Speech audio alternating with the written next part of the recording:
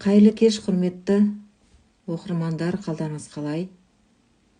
Қасиетті жұмадағы дұға тілектеріңіз қабыл болсын.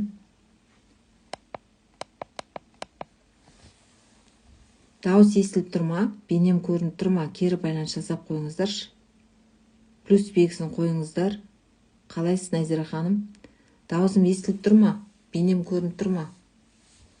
Плюс белгісін қойыңыздаршы, тексеріп алайын.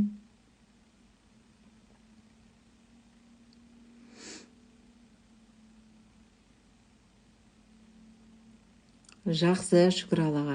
Өзіңіз қалайсыз? Естіліп тұр, иә? Аха, жақсы. Естіліп тұр екен. Кері байланысыңызға рахмет, Назира ханым. Бүгін мен стористе таңертең айттым, иә, ажырасу тақырыбында ерлі-зайыптылардың қарым-қатынасы туралы айтамын деп. Бүгінгі ниетім сол пайдалы болу мақсатында ажырасу аз болса екен деген ниетте шығып отырмын. Негізі жалпы ерлі-зайыптылардың қарым-қатынасы қай кезде нашарлайды, қай кезде оның аяғы ажырасуға алып барады, соны айтайын. Ең бірінші себебі ол төменсіту. Яғни ерлі-зайыптылар бір отбасыда тұрған кезде бір-бірін төменсітеді. Қалай төменсітеді? Мысалы, ер адам тәкаппар болып әйелін менсінбей кетуі мүмкін, әйелі тәкаппарланып күйеуін менсінбей кетуі мүмкін. Бұл жерде енді екі жақтан да тәкаппарлық болса өте қиын, ал енді бір жақтан тәкаппарлық, менсінбеушілік болса, ол да дұрыс емес. Яғни тәкаппарлық, эго деген жоғары деңгейде болған кезде отбасында өте көп мәселе, проблема болып жатады. Бұл бірінші себебі. Ал екінші себебі ол адамдар, ерлі-зайыптылар, яғни бір-біріне өте көп сын айту, критика дейміз ғой. Яғни әйелі күйеуіне, күйеу әйеліне сын айта береді. Не істесе де жақтырмайды. Отырса опақ, тұрса сопақ қылады, былай айтқан кезде, қазақи жалпақ тілде айтқанда. Күйеу мысалы ақша тауып атса да, бәрін жасап атса да, әйелі жақтырмауы мүмкін, бір мінезін, бір әрекетін, иә. Ал енді әйелі үйде барлық тірлікті жасап, бала-шағаны қарап, бәрін күтіп отырса да, күйеу оның бір қылықтарын жақтырмауы мүмкін. Яғни ерлі-зайыптылар бір-біріне сын айта берген кезде, минустарын көре берген кезде, әрине қарым-қатынас бұзылады, иә, нашарлайды. Ал енді үшінші бір себебі ол ақталу. Күйеуі әйелінің алдында, әйелі күйеуінің алдында ақтала береді. Ақталған кезде негізі ақталған дұрыс емес, ақталған сайын адамды кінәлай береді. Өзі бір сондай бір жаңағы өмірдің несі бар. Не дейміз жаңағыдай? Қарсылық дейміз бар. Адам ақталса, керісінше оған кінәлап сынтаға береді. Одан кейін тағы бір себебі ол жаңағы қабырға деп айтамыз, стена деп айтамыз, иә. Ерлі-зайыптылар өздерінің арасына бір стена тұрғандай сезінеді, яғни бір-бірін түсінбейді. Әйелі өзінше өмір сүреді, күйеуі өзінше өмір сүреді. Екеуі екі бір әлемде өмір сүріп жатқан сияқты болады. Ортақ әңгімесі жоқ, не айтатындарын білмейді. Айтайын десе әңгімелері жоқ.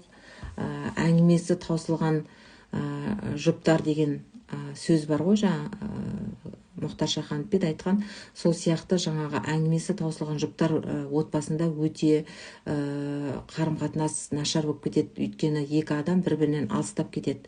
Шай ішіп отырып, әңгіме айтып, бүгін сенің күнің қалай өтті, ал сен бүгін не істедің деген сияқты әңгімелесу, сұхбаттасу көбірек болса, онда сол жай әңгімелесудің өзі ерлі-зайыптыларды бір-біріне жақындатады екен. Ал енді адамдар, ерлі-зайыптылар отбасында қалай алшақтай бастайды? Екеуінің көзқарасы екі түрлі, екеуі екі түрлі ойлайды. Яғни өмірге деген көзқарастары сәйкес келмейді, құндылықтары сәйкес келмейді, хоббилары екеуінің екі түрлі келмейді. Балаға деген көзқарастары сәйкес келмейді, бала тәрбиелеуге байланысты. Сөйтіп, не істейді? Екеуі бір-бірінен алшақтай береді. Осыған келісесіздер ма? Келіссеңіздер плюс белгісін қойыңыздаршы. Кімде үйде осындай проблема болып жатыр отбасында? Әр отбасында мәселе болады, иә, ыдыс-аяқ сылдырамай тұрмайды деп қазақта бекер айтпайды. әр отбасында кішкентай болса да бір мәселелер болып қалады. Постоянно бақытты күліп өмір сүру мүмкін емес, иә. Біз робот емеспіз, біз адамбыз, бізде сезімдер бар. Бір күні жақсы болып өмір сүреміз, бір күні көңіл күйіміз болмай қалады. Отбасында да солай болады, иә. Отбасында жаңа ерлі-зайыптылар бір-бірін түсінбей қалып жатады. Кейбір кезде бақытты болып кетеді, кейбір кезде ажырасамыз деп ұрсып түсінбей қалатын кездер болады, иә. Қандай сіздерде осындай мәселе болып жатыр отбасында? Немесе таныстарыңызда осындай мәселе болып жатыр ма? Болса плюс белгісін қойсаңыздар. Жаңағы сын айтамыз деп айттық қой, сын айтқан отношенияны құртады, қарым-қатынасты деп. Осы 80% әйелдер негізі сынды көп айтады екен ер адамдарға. Біз әйел адамдар өзіміздің тілімізден авария боламыз ғой, иә. Жаңа байқамай сөйлеп қаламыз, эмоцияға беріліп кетеміз, сезімге беріліп кетеміз. Өйткені біз сезімнің адамдарымыз, әйел адамдар. 80% әйелдер көп сын айтады екен. Ал енді 80% ер кісілер стена қойып қояды екен, қабырға сияқты. Яғни әйелі бір нәрсе айтып атса, ол естімей отыра береді, немесе тұрып кетіп қалады. Сен қойшы осы сөйлей бермей деген сияқты. Яғни игнор деп айтады ғой, былай айтқанда. Игнор жасап, оны не айтып атыр ол, не сөйлесіп атыр ол, мүмкін оған көмек керек шығар әйеліне, иә. Немесе әйеліне махаббат, внимание жетпей атқан шығар күйеу жағынан. Ол соны айтып атқан кезде күйеу оны естігісі келмейді, өйткені күйеуі әйелінің сынына, критикасына тойып алған. Сөйтіп не істейді? Мынандай стена қойып қояды. Сөйтіп мен сені естімеймін, көрмеймін деген сияқты стена екеуінің арасында тұрады. Ол қарым-қатынасты өте құртады. Айтқандарыңыз дұрыс, тәкаппарлықпен жұмыс жасау керек, работа с собой. Дұрыс айтасыз, Назира ханым. Бірінші себеп сол ғой, жаңағы төменсіту, кемсіту. Күйеу өзін жоғары қойып алады, немесе әйел өзін жоғары қойып алады. Тәкаппарлыққа салынып, бір-біріне берілгісі келмейді, бір-бірін мойындағысы келмейді, бір-біріне кешіргісі келмейді, кешірімді болғысы келмейді. Сөйтеді, не істейді? Аяқ жағы ажырасуға дейін алып барады. Бұған қоса тағы да бірнеше себептер бар. Отбасы қарым-қатынасы бұзылуда ерлі-зайыптылардың арасында. Ол жаңағыдай бала тәрбиесіне байланысты. Бала өмірге келген кезде көбіне ерлі-зайыптылар бөлек жататын болады, иә. Жаңағыдай бала түнде көп жылайды, жолдасым менің ертең жұмысқа барады, ұйықтап алсын деген сияқты бөлек жатады. Содан бастап ерлі-зайыптылар бөлек жатқан кезде жыныстық қарым-қатынас уақытылы болмағанда да не істейді? Отношения бұзылады. Одан кейін бала өскен кезде, бала тәрбиесінде әйел адам басқа нәрсені айтады, күйеу басқа нәрсе айтады, сен былай тәрбиеле, сен дұрыс емес тәрбиелеп атсың деп. Әйел айтады, сенікі дұрыс емес, менікі дұрыс деген сияқты. Сөйтіп, екі жақта келіспеушілік болған кезде бала жөнінде де ұрыс-керіс өте көп болады. Бала үшін де отбасында көп жанжал болуы мүмкін. Әуелі Алла, сосын сіздің арқаңызда өзіме жұмыс жасап жүрмін дейді. Тамаша, Назира ханым, рахмет кері байланысыңызға, Алла разы болсын. Назира ханым менде 2 курсты оқыды, психосоматолог практик курсын оқыды, мидағы ақша деген ақшаға байланысты установкалармен жұмыс жасайтын курсқа қатысып, өзімен жұмыс жасап, қазір Назира ханым біраз өзгерістер бар, өзі де айтып отыр. Сондықтан құрметті ханымдар, мырзалар, ерлі-зайыптылар отбасында екі жақтап жұмыс жасау керек. Бір әйел адам ғана өсіп дами берсе, өзгере берсе, ал күйеуі бір орында қалып қалса, онда отбасында тепе-теңдік болмайды. Тепе-теңдік болмайды қай салада, білім алу саласында бірге дамымаса, бірге өспесе, бірге хобби болмаса, жаңадай әңгіме айтатын ортақ болмаса, онда қарым-қатынас бұзылады, иә. Сондықтан ер мен әйел бірге даму керек. Ал енді еркек адам өсіп, дамып, әйел адам үйде отырып қалса, бала шағаның қасында, ол кезде де не істейді? Тепе-теңдік бұзылады. Жер бесіктен тал бесікке дейін білім алу керек деп ойлаймын. Дұрыс айтасыз, Назира ханым. Активны боласыз, кері байланысыңызға рахмет, Алла разы болсын.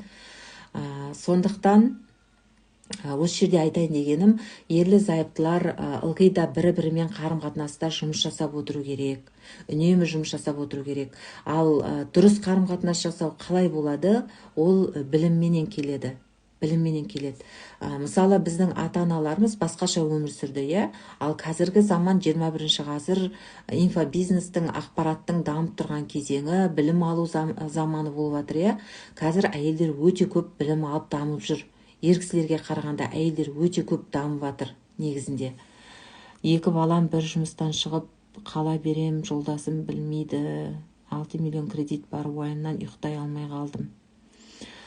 Енді сізге уайымды Аллаға тапсыру керексіз. Енді уайымдағанмен сіз қолыңыздан ештеңе келмей жатса, оны Аллаға тапсырасыз. Енді Алладан дұға сұраңыз. Ананың балаға деген дұғасы қабыл болады. Алақаныңызды жайып, Алладан шынайы дұға сұраңыз балаларыңыз үшін. Одан кейін ол балаларыңыз жұмыстан шығып жатса, кредит алып жатса, оның да бір түпкі себептері бар. Балаларыңызбен жұмыс жасау керек. Балаларыңыз қай кезде адам кредит алады? Кредит харам ғой, харам болған жерде үйде береке болмайды, табыстың берекесі кете бастайды. Кредит алған кезде, қай кезде алады адам? Өзінің іштей кінәлі сезінгенде, кінәлау сезім іште көп болса, немесе өзінің ақысына, Алланың ақысына, адамдардың ақысына кіре берсе, ол қарыз болып жинала береді. Сосын мақсатсыз өмір сүрмеген кезде, миға бір тапсырма керек қой, ми бос тұрған кезде ол не істейді? Өзі сондай оңай жеңіл нәрсені сізге әкеп береді. Кредит ала сал, ойынға бара сал, жаңағы басқа бір жеңіл нәрселерді әкеп береді сізге. Жаңағы материалдық қарыздар жиналып, сіздің рухани қарызыңыз жиналып материалдық қарызға айналады. Сөйтіп сіз оны ақшамен төлей бастайсыз. Ақшамен төлеген кезде сіз оны түсінесіз. Ал былай сізге Алла оның алдында белгі беру мүмкін балаларыңызға, бірақ оны түсінбеген болуы мүмкін. Жоқ, менің балаларым кішкентай оқушы, мен өзім қарызға кіріп кеттім. Сіз өзіңіз қарызға кіріп кетсеңіз, атыңыз кім? Өзіңізбен жұмыс жасаңыз енді. Өзіңізбен жұмыс жасаңыз. Жаңағы себептер сізде бар ма? Мен айтып отқан себептер. Адам қарызға жайдан жай кірмейді. Бірнеше себептері бар оның. Сондықтан жеке терапияға келіңіз, оның түпкі себебін табамыз. Одан кейін мен сізге тапсырмалар берем, соны орындап, әрекет жасап, Құдай қаласа қарызыңыздан құтыласыз. Өйткені сізге Алла тағала өсуге мүмкіндік беріп тұр ғой. Қарыз деген сөз, ол өсу деген сөз. Сіз қарыздың жақсы жағын ойлаңыз, жаман жағын ойлап, уайымдап, депрессия, стрессқа түсе бермей, фокусты жақсы жаққа аударып, ниетіңізді. Алла тағала маған қарызға кіру арқылы қандай сабақ үйретіп жатыр? Мен не үйренуім керек бұл арқылы, қарызға кіру арқылы деп сабағын алыңыз. Сізге өсуге мүмкіндік. Мен де өзім басында кредит болған, госслужбада, военныйда жүргенде 4 жыл бойы мен кредит төледім. Бірақ ол кезде өзімнің зарплатамнан жетіп отырды аймай төлеуге. Мен сол кезде өзімнің айтып атқан себептерінің бір-екеуі ішінде өзімде болды. Сол сияқты сіздің де сол себептер болуы мүмкін ішіңізде.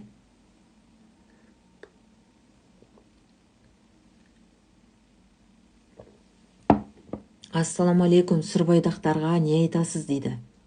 Уағалейкум ассалам. Неге сырбойдақ болып жүрсіз енді? Не үшін?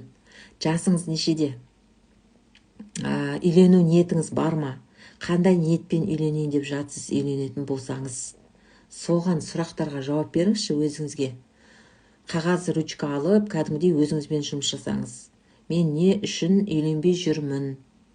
Жауапкершіліктен қашып жүрсіз ба? Жауапкершіліктен көп адамдар қашады, ер азаматтар, өйткені қазір сіз өзіңіздің басыңызға ғана жауап бересіз, ал отбасын құрған кезде сіз әйел үшін, бала үшін жауап бересіз.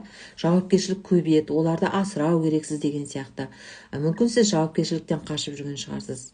Мүмкін сіз өзіңіздің шынайы махаббатыңызды таппай жүрген шығарсыз. Немесе тағы да бірнеше себептер бар. Өзіңізге не қойыңыз, сұрақ қойыңыз. Не үшін мен үйленбей жүрмін? Ал үйленсем мен не үшін үйленуім керек? Саламатсыз ба, Роза ханым, қалайсыз? 30-дамын, үйленуге дайынмын. Сіздің есіміңіз кім? Тілек па? Тілексіз, менде менторлықта болған азаматсыз ба, или басқа адам екенсіз? Үйленуге дайын болсаңыз, Құдай қаласа, шынайы адам іздеймін дейді. Шынайы адам іздесеңіз, иншалла Алла сізге сондай адамды береді. Адамның ниетіне қарай Алла тағала береді барлығын. Сондықтан сізге қайырлы оңай жеңіл жолдармен сол өзіңіз іздеп жүрген шынайы адамды Алла табуды нәсіп етсін деймін сізге. Әрекет етіңіз, танысыңыз қыздармен, көбірек қыздармен танысыңыз. Үйде отырғанмен сізге ешкім әкеп бермейді ғой, иә? Үйден шығып, бір жерлерге барып, қыздармен көбірек танысыңыз. Сол қыздардың ішіне мүмкін сізге ұнайтын табылып қалатын шығар. Үйленуге дайын болған ниетіңіз өте жақсы. Үйленген кезде кейбір ер азаматтар ата-анасы үшін үйленеді. Осы үйге келін әкеп берсем болды, осы ата-анамның жағдайын жасаса болды деп үйленетін ер азаматтар да бар. Сондықтан адам өзі үшін үйлену керек, өзі бақытты болу үшін үйлену керек, иә? Ата-анам жаңағы қызмет етсе екен деп бір үйге бір служанка сияқты, бір домработница сияқты біреуді әкеп қойып, өзі мына жақта өзімен өзі бақытсыз болып жүрген дұрыс емес. Басқа жаққа барып деген сияқты. Сол үшін өзіңіздің ниетіңізге қарай, өзіңіз бақытты болу үшін үйленіңіз. Ата-анаға сіздің бақытты болғаныңыз керек. Түсінікті айттым ба? Сіздің бақытты болғаныңыз керек. Сіз бақытты болсаңыз, сіздің ата-анаңыз да сізге қарап бақытты болады. Үйге әкелген келін де сіз ол келіншегіңізге қалай қарым-қатынас жасайсыз, тура солай сізге келіншегіңіз қарым-қатынас жасайды, ата-анаңызға солай қарым-қатынас жасайды. Сөйтіп үйде береке болады. Көп нәрсе ер адамдарға жауапкершілігіне байланысты. Ер адам әйел үшін жауапкершілік алып, әйелін қорғап, мейірім махаббат беріп, жаңағы жүрсе, онда әйел адам ер адамнан махаббат алған кезде, мейірім алған кезде, қолдау, поддержка көрген кезде, әлбетте сіздің ата-анаңыз үшін бәрін жасап береді. Келісесіздер, иә, ханымдар? Солай ғой. Келіссеңіздер, иә деп жазыңыздар, плюс белгісін қойыңыздар. Кері байланыс жасап отырыңыздар, иә? Тыңдай бергеннен гөрі арасында кері байланыс жасағанда дұрыс. Білім сіңімді болады, түсінікті болады дегенде ғой. Сондықтан сізге сәттілік тілеймін, рахмет, түсінікті деп жатыр. Я дейді әні, тамаша. Әйел адамға тек қана внимание, махаббат керек. Көп ер адамдар ойлайды, әйел адамдар ақша керек, машина керек, үй керек, бұларға дүние керек, сонда ғана бұлар риза болады деген сияқты. Жоқ, құрметті, осы жерде мырзалар да отыр ғой. Әйел адамға внимание, махаббат керек ер адамнан. Жаным, күнім, мен сені жақсы көрем деп күніге бір рет айтып қойыңызшы, азанда кешке 2 рет айтып қойыңыз. Сөйтіңіз да әйеліңізге қолдау көрсетіңіз. Үйдің жұмысына кішкене көмектесіп жіберіңіз. Тамағың қандай дәмді болды, өте дәмді тамақ істепсің, рахмет жаным деп мақтап жеп алсаңыз, сізге әйеліңіз бүкіл жағдайды жасайды. Сіздің ата-анаңызға, туыстарыңызға бүкіл жағдайды жасап береді әйел адам. Просто ер азаматтар келіншекті ала келеді да үйге әкелгеннен кейін мән бермей қояды. Махаббат, внимание бермей қояды. Оның жағдайын сұрамай қояды. Жақсы көрем деп айтпай қояды. Одан кейін әйел адам не істейді? Жалғызсырайды ішінен. Өзінің керексіз сезінеді. Содан кейін депрессия, стресс басталады. Одан кейін отношениесі бұзылады. Сізге деген, ата-анасына деген, сіздің ата-анаңызға деген отношение бұзыла бастайды. Сөйтеді да, сосын келін характер көрсетіп жатыр. Келін деген жаман деп сосын басталады. Иә? Келісесіздер ме? Қолдау керек әйел адамға. Дұрыс айтасың, Назира ханым. Соны айтып жатырмын ғой. Әйел адамға всегда қолдау керек. Қолдау деген сөз ер адам жақтан поддержка, бағанағы сіздің қорғаныш қызметіңіз ғой, қорғау қызметіңіз. Әйел адамды қорғау керек. Мысалы, кейбір кезде біздің ата-аналарымыз да дұрыс емес нәрсе айтып қояды. Ата-ананың айтқан бәрі дұрыс емес деген нәрсе жоқ. Ата-аналар да қателеседі, олар да Алланың құлы. Кейбір кезде жаңағы әйел адамдар, аналары жаңа келінен күйеуін деп баласын қызғанып жатады. Сөйтіп кішкене арамызда түсініспеушілік болып жатады. Одан кейін отношения құртылады деген сияқты ғой. Сондықтан жаңағы Тілек мырза, сізге енді үйленетін болсаңыз, әйеліңізбен жақсы қарым-қатынаста болсаңыз, және әйеліңізбен мамаңыздың арасында жақсы қарым-қатынас орнатып қойсаңыз, онда сізден бақытты адам болмайды. Сіздің үйде береке болады. Анаңыз да бақытты болады. Барлық нәрсе көп адам көп кезде әйел адамға жүктеп қояды ғой. Әйел адамның 40 жаны бар, тастай батып судай сіңу керек деген сияқты. Оның барлығының ар жағында мақалдардың терең түсінік болу керек. Яғни бәрі жауапкершілік әйелде ғана емес, еркекте де үлкен жауапкершілік бар. ер адам әйел адам үшін жауапты. Өйткені Құранда жазылды ғой, ер адамға әйел адамды қисық қабырғасынан жаратты, жаңағы не үшін? Жан тыныштығын сыйлау үшін, және саған аманат етіп жараттым деді. Яғни аманат деген сөз, оны білесіздер, иә? Аманатқа қиянат жасамау керек деп айтады. Яғни әйел адамды сіз алғаннан кейін оған қиянат жасамай, жаңағы Бишімбаев сияқты нәрсе көрсетпей, абьюзерлік қарым-қатынас жасамай, керісінше сыйластық жасасаңыз, қошемет, құрмет көрсетсеңіз болды ғой. Әйелге одан артық ештеңе керек жоқ. Сіздің анау миллиондап тапқан ақшаңыз, машинаңыз, үйіңіз, анау 2 этажды, 3 этаж коттеджіңіз керек емес әйел адамға. Әйел адамға тек қана қолдау керек, внимание, махаббат, жылы сөз айту керек. Жылы-жылы сөйлесең жыланнен шығады дейді. Әйеліңізге күнде жылы сөз айтып қойыңызшы, азанда кешке. Болды, әйел адам ұшып жүріп сіздің бүкіл тірлігіңізді істейді. Жаным күнім деп. От жіберіп жатыр, жүрек жіберіп жатыр. Рахмет, Алла разы болсын. Рас қой, әйел адамдар солай құлақпен жақсы көреді. Әйел адамдар құлақпен. Ер кісілер сіздерге алтын сырға, құлақтарыңызға. Әйел адамдар құлақпен жақсы көреді. Біз жылы сөз естігенді қалап тұрамыз күйеуімізден. Күйеуім маған жақсы көрем деп айтса екен, күйеуім мені мақтаса екен деп әр әйел солай ойлайды ішінен. Соны сіздерге айтады. Кейбір әйелдер сезімін, кейбіреулер айта алмай ішінде сақтайды. Көбіне жаңа намек тастап жүреді әйелдер. Бірақ ол намекті түсіне бермейтін ер кісілер де болады. Сондықтан осы жерде құрметті ханымдар, айтатыным, ер кісілер намекті түсіне бермейді, сол үшін сезімді ашық айту керек. Айналайын жаным, сен маған соңғы рет қашан жақсы көрем деп айттың? Маған жақсы көрем деп айтшы, мен сол сөзді естігім келіп тұр сенен. Қатты қалап тұрмын деп сезімді өзіңіздің атыңыздан айтасыз. Мен сенен қалап тұрмын сол сөзді деп. Жаңағы ер азаматтың шекарасына кіріп, сен неге маған айтпай жүрсің, сен неге оңбағансың деп олай емес.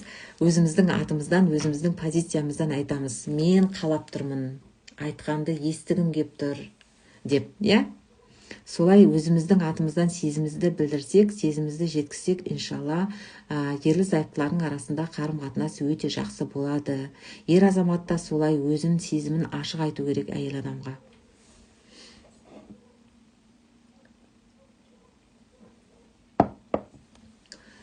Ер адамдар көбіне тұйық болады, сезімдерін ашық жеткізе алмайды. Тұйық болмаңыздар, ашық айтыңыздар. Ашуланып тұрсыз ба? Не үшін ашуланып тұрсыз? Әйеліңізге айтыңыз. Айналайын, сенің бүгін мына мінезің маған ұнамай тұр, немесе сенің мына бір істеген қылығың маған ұнамай жатыр.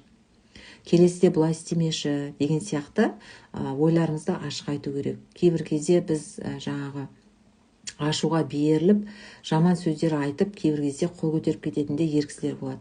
Ал ол кезде не істейді? Отношение обязательно бұзылады. Әйел адам өзіне қол көтерген, ер адам қол көтерсе, онда ол уже депрессия, стресске түседі. Мені жақсы көрмейді деп ойлайды.